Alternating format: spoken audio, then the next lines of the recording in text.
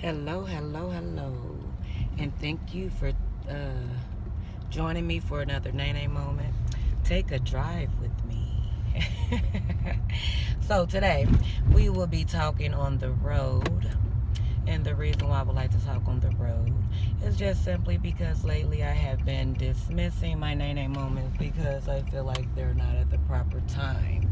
And so everything at the appointed time, I always say, but if you never make time for anything, when would you ever do it? Okay, so that is the reason why I'm on here today.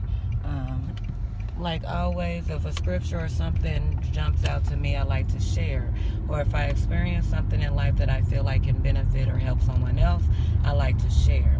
So the scripture that I would like to share with you, I don't know it word for word, but it's Philippians 4:12, and it talks about how to be pretty much content in all things.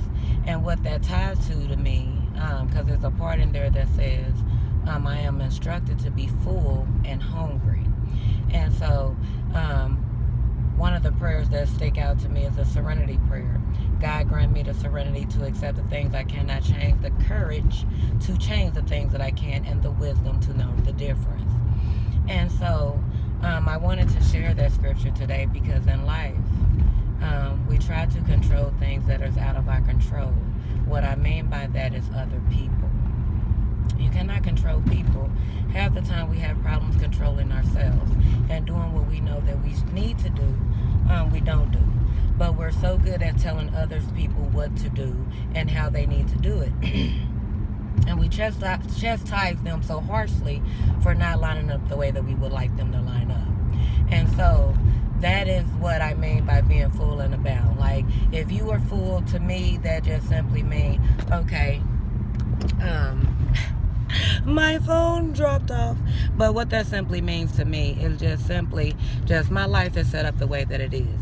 If I cannot control something in my life, like if I choose to work at a 9-to-5 or a job or something like that, and if they have rules and regulations that I don't so much agree with, but that is what I'm choosing to attach to provide provision for me to live my life and things like that, then I have to follow the rules. But if I am to continue to be hungry and I know that my spirit is not resting there, I am supposed to seek after that would bring me contentment in my life to be fulfilled. That's something that I can control.